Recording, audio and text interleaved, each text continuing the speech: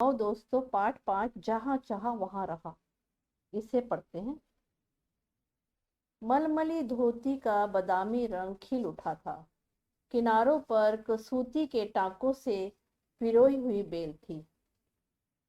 पल्लू पर भरवा टाके अपना कमाल दिखा रहे थे। सुनहरे रुपहेले बेल बूटों से जान आ गई थी मलमल में। इन बेल बूटों को सजाया था इला संचानी ने। इला की हिम्मत की अनूठी मिसाल है। अनूठी मतलब अनोखी मिसाल है ये कढ़ाई के नमूने।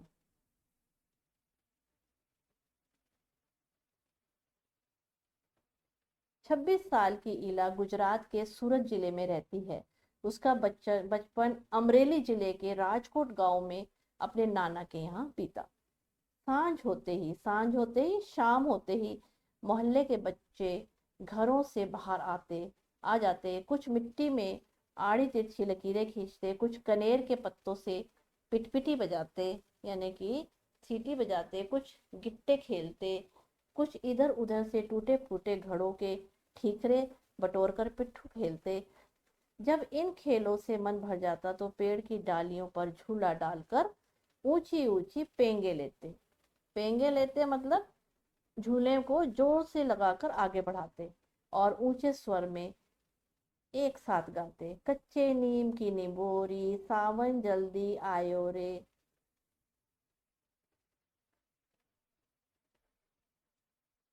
ईला गाने में तो उसका साथ देती, पर उसके साथ पेंगे नहीं ले पाती। रस्सी पकड़ने को हाथ बढ़ाती, मगर हाथ तो उठते ही नहीं थे। वह चुपचाप किनारे पर बैठ जाती, मन ही मन सोचती, मैं भी ऐसा कुछ क्यों नहीं कर पाती हूँ। बच्चे भी चाहते हैं कि ईला किसी न किसी तरह से उनके साथ खेल सके। कभी कभार वह पकड़म पकड़ाई और विष अमृत के खेल में शामिल हो जाती, साथियों के साथ जमकर दौड़ती, मगर जब थप्पा लगाने की लगाने करने की बारी आती तो वो फिर निराश हो जाती। हाथ ही नहीं उठेंगे तो थप्पा कैसे देगी। वह बहुत कोशिश करती, पर उसके हाथों ने तो जैसे उसका साथ ही ना देने की ठान रखी हो। इला ने अपने हाथों की इस जिद को भी एक चुनौती माना मतलब संकल्प लिया उसने।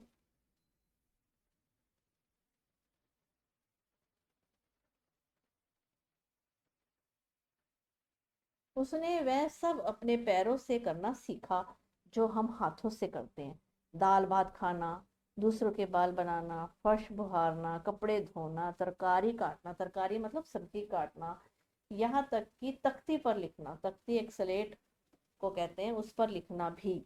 उसे एक स्कूल में दाखिला ले लिया। दाखिला मिलने में ही उसे परेशानी हुई। कहीं तो उसकी सुरक्षा को लेकर चिंता थी, कहीं उसके काम करने की गति को लेकर चिंता थी। दाखिला का मतलब प्रवेश, स्कूल में उसका प्रवेश। अब उसे परेशानियां बहुत थी वहां पर। किसी काम को वह बड़ी इतनी फुर्ती से कर जाती थी, देखने वाले दंग रहे, फुर्ती से तेजी से। पर किसी किसी काम में थोड़ी बहुत परेशानी हो ही आती ही थी। वह परेशानियों के आगे घुटने टेकने वाली नहीं थी। उसने 10वीं कक्षा तक पढ़ाई की। वह 10वीं की परीक्षा पास नहीं कर पाई। इला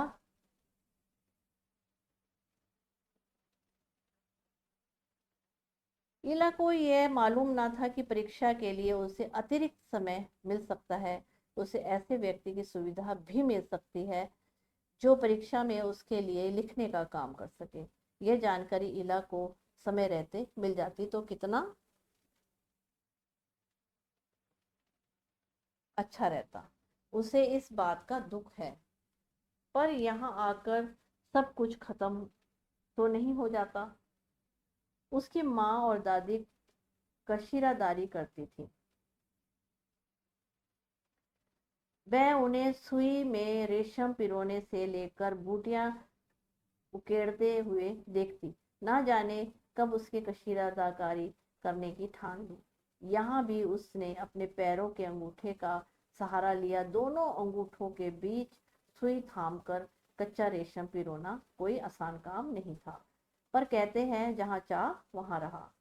उसके विश्वास और धैर्य से कुदरत को भी ठुकरा दिया। धैर्य से मतलब अपने धैर्य से, विश्वास से और धैर्य से उसे कुदरत को भी झुठला दिया।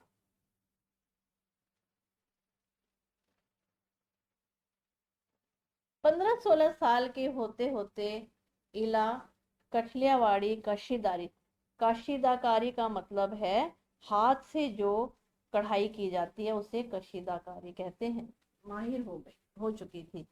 किस वस्त्र पर किस तरह के नमूने बनाए जाएं, कौन से रंगों से नमूना खिल उठेगा और टांके कौन से लगेंगे, यह सब वह समझ गई थी। एक समय ऐसा भी आया जब उसके द्वारा काढ़े गए परिधानों की प्रदर्शनी लगी। प्रदर्शनी मतलब एग्जीबिशन लगी। इन परिधानों में काड़ियावाल के साथ साथ लखनऊ बंगाल की झलक रहा था। इला ने काठियावाड़ी टांकों के साथ साथ और कई टांके इस्तेमाल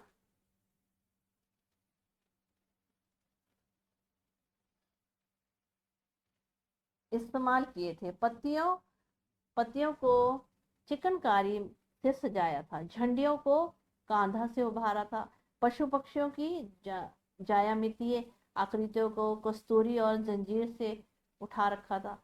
पारंपरिक डिजाइनों में यह नवीनता मतलब नए सभी को बहुत भाई। इला के पांव अब रुकते नहीं थे। आंखों में चमक आंखों में चमक थी, होठों पर मुस्कान और अनूठा विश्वास लिए वे सुनहरी रुपहली बूटियां उकेरते थकती नहीं थी।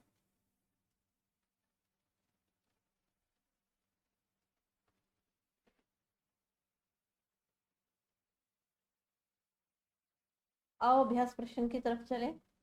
जहां चाहा वहां रहा।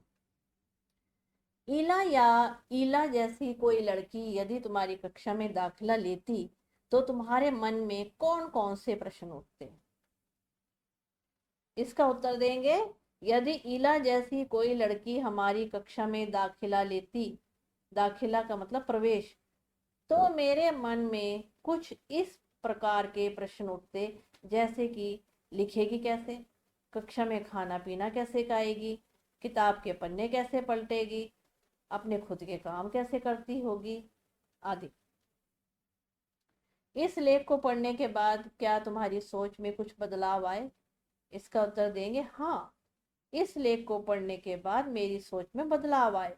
पहले मैं सोचती थी कि शारीरिक विकलांगता हो तो हम जीवन में आगे नहीं बढ़ सकते, लेकिन इला की कहानी को पढ़ने के बाद मुझे ऐसा लगा कि अगर इंसान में दृढ़ इच्छा शक्ति हो तो वह कुछ भी करने की ठान लेगा और वो खुलेआम सारे काम उसके रास्ते भी खुल जाएंगे। मैं भी कुछ कर सकती हूँ। यदि इला तुम्हारे विद्यालय में आए तो उन्हें किन किन कामों में परेशानी आएगी? यदि इला हमारे विद्यालय में आएगी तो उसे कुछ इस प्रकार की कठिनाइयों का सामना करना पड़ सकता है, जैसे जल्दी जल्दी लिखना, अपनी किताबें बस्ते से निकालना, अपना सामान उठाना, कोई खेल खेलना, बस में चढ़ने उतरने की आदत।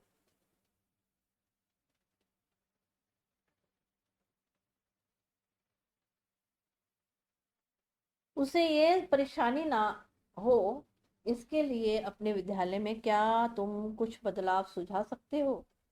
हाँ, ईला का बस्ता या उसकी जो पुस्तकें हैं वो विद्यालय में ही रखने की व्यवस्था होनी चाहिए। उसके बैठने की व्यवस्था अलग अच्छे से होनी चाहिए। ज़्यादातर चीज़ें ईला की पहुंच में ही रखी जानी चाहिए। लिखने का समय ज़्यादा देना चाहिए आदि।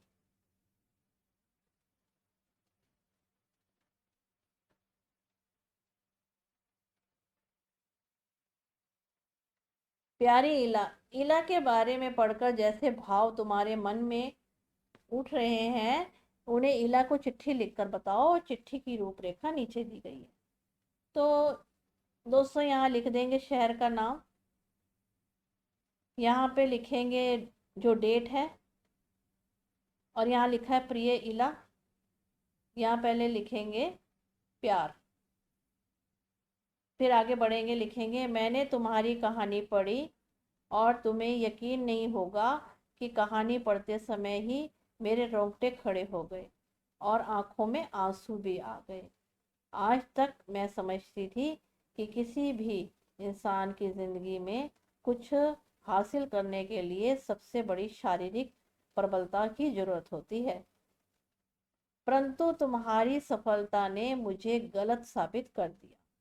तुमने ये साबित कर दिया था कि अगर कोई भी इंसान अपने मन में कुछ हासिल करने की ठान ले तो उसे वो पा सकता है। आखिर में लिख देंगे तुम्हारी सखी, नाम कुछ भी लिख दो जो तुम्हारा है।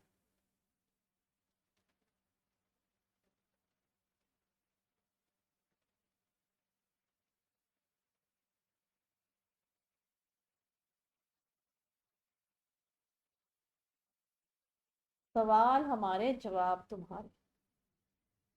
इला को लेकर झूल स्कूल वाले चिंतित क्यों थे? क्या उसका चिंतन करना सही था या नहीं? अपने उत्तर का कारण लिखो। स्कूल वाले इला की सुरक्षा और उसके काम करने की धीमी गति से लेकर चिंतित थे। उनका चिंता करना सही था, क्योंकि ऐसे बच्चे अपनी सुरक्षा स्वयं नहीं कर सकते और ना ही परीक्षा के समय जल्दी लिख पाते हैं। अगला, इला की कशीदाकारी में खास बात क्या थी? इला कठिरावादी कशीदारी में माहिर हो चुकी थी। उन्होंने काठियावाड़ी टाकों के साथ साथ और भी कई टाके जैसे चिकनकारी, कांधा, कस्तूरी और जंजीर का प्रयोग किया। उन्होंने लखनऊ और बंगाल की कढ़ाई के तरीकों का भी प्रयोग किया। इस सब के प्रयोग पारंपरिक डिजाइन चली आ रही थी, उनमें नयापन आ गया।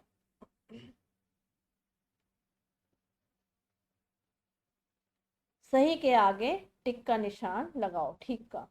इला 10वीं की परीक्षा पास नहीं कर सकी क्योंकि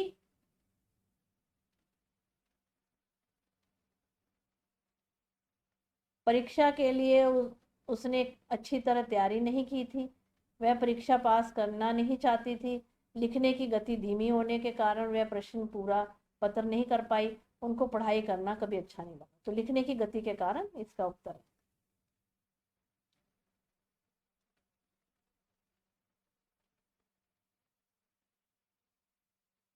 कशीदाकारी। इस पाठ में सिलाई कढ़ाई से संबंधित कई शब्द आए, उनकी सूची बनाओ। अब देखो कि इस पाठ में पढ़कर तुम्हें कितने नए शब्द मिले। तो यहाँ पे हम लिखेंगे बेल बूटे, काठियावाड़ी, कशीदाकारी, चिकनकारी, बूटियाँ, यहाँ लिखेंगे काथा, सुई धागा, भरवा, टाँके और कस्तूरी के टाँके।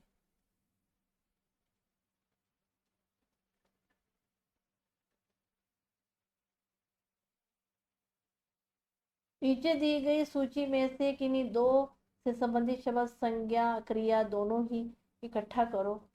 तो दोस्तों ये बच्चे अपने आप का अभ्यास। धन्यवाद दोस्तों। मेरे चैनल को सब्सक्राइब करें, वीडियो को लाइक एंड शेयर।